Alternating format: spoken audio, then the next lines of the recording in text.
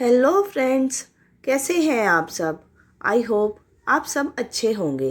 दोस्तों, आज मैं आपको the power of habits book की ऑडियो बुक समरी सुनाने जा रही हूँ। दोस्तों, यह बुक समरी उन लोगों के लिए है जो आदतों के सिद्धांत को जानना चाहते हैं या नई आदतें बनाना चाहते हैं या पुरानी आदत छोड़ना चाहते हैं। तो आपने सही बुक समरी खोजी है। लेखक चार्ल्स डीहग द्वारा लिखित the power of habit book हमें आदतों के सिद्धांत को बताती है। यह बुक कहानियों, रिसर्च और व्यवहारिक सोच के माध्यम से आदतों के नियमों को उजागर करती है, जिन्हें जानकर ऐसा लगता है कि आदतें हमारी नियति नहीं है, बल्कि एक विकल्प जिसे हम हर दिन चुनते हैं। हमारे द्वारा जाने अनजाने में डाली गई आदतें अगर हमें पसंद है तो इन्हें, और बेहतर और पसंद नहीं है तो इन्हें इस बुक की मदद से सहजता से भी छोड़ा जा सकता है। सफल लोग इसलिए सफल नहीं होते कि वे बहुत मेहनती होते हैं, बल्कि इसलिए सफल होते हैं क्योंकि उनकी आदतें सफलता की ओर ले जाने वाली होती है। इसलिए वे धीरे धीरे सफलता तक पहुंच ही जाते हैं। इस बुक समरी में हम ऐसी ही आदतें बनाने के बारे में जानेंगे। तो चलिए, आज मैं आपको इस बुक की 5 महत्वपूर्ण बातों के बारे में बताऊंगी। नंबर 1, हैबिट लूप को समझना। हैबिट लूप 3 क्रियाओं से मिलकर बना है, जिसमें संकेत, दिनचर्या और इनाम शामिल है। इन तीनों क्रियाओं के काम करने के बाद ही हम किसी आदत के चक्र में फंसते हैं। संकेत की आदत या क्रिया को शुरू करने के लिए एक ट्रिगर का काम करता है। दिनचर्या वे क्रियाएं हैं जो हम संकेतों के जवाब में करते हैं, और पुरस्कार इन व्यवहारों को मजबूत करता है। इनाम जितना संतुष्टिदायक होगा, उतना ही हम उस आदत को बार बार दोहराएंगे। मान लीजिए कि हमें सुबह उठते ही सबसे पहले अपना फ़ोन चेक करने की आदत है, तो सुबह उठना या नींद से उठना हमारे लिए एक संकेत होता है कि हमें अपना फ़ोन चेक करना है। उसके बाद हम बिस्तर में लेटे लेटे ही फ़ोन चलाने लगते हैं। यह कुछ समय बाद हमारी दिनचर्या बन जाता है, और सोशल मीडिया नोटिफिकेशन या हमारे फ़ोन देखना हमारे लिए इनाम का काम करता है। यह दिनचर्या हम जितनी बार दोहराते हैं, यह हमारे लिए एक आदत का चक्र बन जाता है। सुबह उठना, फ़ोन देखना, चाहे हमें कोई काम हो या ना हो। इससे बचने के लिए हम अपना फ़ोन अपने बिस्तर से दूर रख सकते हैं या घर के किसी सदस्य को दे सकते हैं, ताकि हमारी इस आदत के चक्र को तोड़ा जा सके। नंबर 2, वैज्ञानिक तरीके से आदत बनाना। हमारी हर आदत हमारे माइंड में एक पैटर्न बनाती है। जब हम नई परेशानी में होते हैं, तब हमारा माइंड ज़्यादा एक्टिव होता है और हर चीज़ को याद करने की कोशिश करता है। और जब हमें उस परेशानी का हल मिल जाता है, तब हमारा माइंड उस प्रक्रिया को याद कर लेता है और उसका एक पैटर्न बना लेता है। जब हम दोबारा वैसी ही परिस्थितियों का सामना करते हैं, तब हमारा माइंड उस पैटर्न को फिर से दोहराता है। इस प्रकार वह पैटर्न हमारे दिमाग में और मजबूत होता जाता है। कुछ समय बाद हमें इस आदत के पैटर्न पर अधिक सोच विचार की आवश्यकता नहीं होती है। वैज्ञानिकों ने अपने रिसर्च में पाया है कि जब हम किसी आदत से जुड़ने का प्रयास करते हैं, जैसे कार चलाना सीखना, तब प्री फ्रंटल कॉर्टेक्स, जो हमें निर्णय लेने में मदद करता है, में अधिक गतिविधि देखी जा सकती है। जब हम कार चलाना सीख जाते हैं, तब फ्री फ्रंटल कॉर्टेक्स में गतिविधियां कम हो जाती है और उस आदत को बेसल गैंग्लिया, यह किसी भी आदत को स्वचालित बनाता है, मैनेज करने लगता है। नंबर 3, प्रभावशाली आदतों को पहचानना।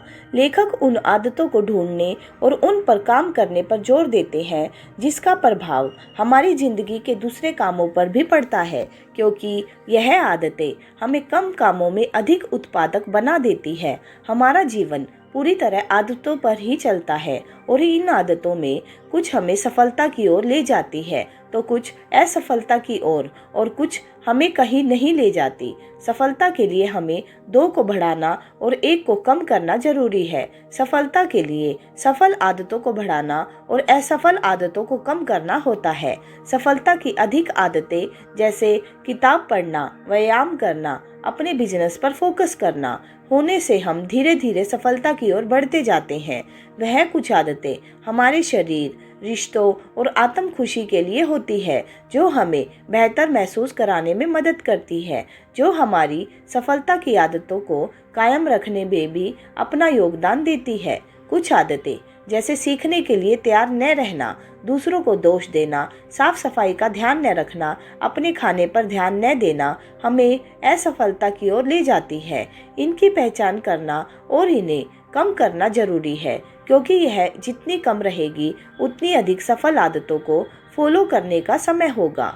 नंबर 4, आदतें और इच्छा शक्ति। हम सभी जानते हैं कि हमारी इच्छा शक्ति हमें कार्य करने की प्रेरणा देती है, लेकिन केवल इच्छा शक्ति होने से हम किसी कार्य में महारत हासिल नहीं कर सकते या लंबे समय में सफलता हासिल नहीं कर सकते। इसके लिए हमें आदतों का उपयोग करना होता है। दिन भर में हम अगिनत निर्णयों और कठिनाइयों का सामना करते हैं जो हमारे आत्म नियंत्रण के भंडार को खत्म कर देते हैं। परिणाम स्वरूप असफल आदतों को छोड़ने या नई आदतों को स्थापित करने के लिए केवल इच्छा शक्ति पर निर्भर रहना चुनौतीपूर्ण हो सकता है। इसलिए लेखक हमें अपनी असफल आदतों को अधिक रोकने और अच्छी आदतों को अधिक जोर देने से अच्छा उसे डिफ़ॉल्ट आदतें बनाने पर जोर देते हैं, क्योंकि जो आदतें हमें पसंद नहीं होती उन्हें रोकने की कोशिश करने से हम अपने लिए नकारात्मक भावना महसूस कर सकते हैं। उदाहरण के लिए अस्वास्थ्य भोजन से विरोध करने के बजाय खुद को स्वस्थ भोजन दे और अपने आसपास स्वस्थ भोजन रखने पर भी ध्यान दे। अगर हमें किताब पढ़ना शुरू करना है तो हमें अपने आसपास पढ़ने की सामग्री या किताबें रखनी होगी ताकि हमें बार बार किताबें पढ़ने की इच्छा हो, ना कि उन्हें छोड़ने की। नंबर 5, छोटी जीत और गति। छोटी जीतें जो हमें महत्वहीन लग सकती है, लेकिन उनका हमारे लक्ष्यों को प्राप्त करने में महत्वपूर्ण प्रभाव पड़ता है, जो हमारी आदतों में गति देती है और निरंतर प्रयास को प्रेरित करती है। छोटी जीत का जश्न मनाने से सकारात्मक व्यवहार मजबूत होता है और प्रगति की भावना पैदा होती है, जो हमारे आत्मविश्वास और मनोबल भी बढ़ा देती है। आदत निर्माण में देखें तो छोटी जीतें प्रेरणा और गति बनाए रखने में महत्वपूर्ण भूमिका निभाती है। हर बार जब हम किसी आदत को सफलतापूर्वक दोहराते हैं या किसी आदत को छोड़ने में सफल होते हैं, तो हम एक छोटी सी जीत का अनुभव करते हैं। यह छोटी जीत हम कर सकते की भावना पैदा करती है। उदाहरण के लिए, अगर हम व्यायाम की आदत डालना चाहते हैं तो हमें व्यायाम करने के साथ पुरस्कार भी सेट करना होगा, ताकि पुरस्कार की इच्छा हमसे वह आदत को फॉलो करने के लिए ललचाए। जब हमें मनोरंजक पुरस्कार मिलते हैं तो अपनी आदतों पर टिके रहने और उसे प्रतिदिन फॉलो करने की संभावना बढ़ जाती है। यह नियम बचपन में अपने माता पिता अच्छे से उपयोग करते थे और आज भी करते हैं। जैसे नंबर 1, स्कूल जाने पर कुछ पैसे देना। नंबर 2, घूमने जाने का लालच देना। नंबर 3, अपने लिए पुरस्कार सेट करना आदि। कंक्लूजन, इस बुक समरी में हमने 5 महत्वपूर्ण बातें सीखी जो इस प्रकार है। पहले, प्रत्येक आदत एक लूप की तरह काम करती है जिसमें संकेत, दिनचर्या और इनाम शामिल है। दूसरा, हमारा माइंड हर काम को जल्दी और बिना सोचे करने के लिए हर परिस्थितियों के हल का एक पैटर्न बनाता है। तीसरी, हमें लेवरेज वाली आदतों को पहचान कर अपनी आदतों से अपने जीवन को बेहतर कर सकते हैं। चौथी, हम आदतों को पूरी तरह इच्छा शक्ति पर नहीं छोड़ सकते, इसलिए हमें इन्हें डिफ़ॉल्ट बनाना होता है। और पांचवी, छोटी छोटी जीतें हमें अपनी आदतों पर कायम रहने की प्रेरणा देती है। तो दोस्तों, मैं उम्मीद करती हूँ कि आज की इस ऑडियो बुक समरी से आपको कुछ ना कुछ सीखने के लिए ज़रूर मिला होगा। दोस्तों, आपको ये ऑडियो बुक समरी कैसी लगी, आप हमें कमेंट करके ज़रूर बताइएगा।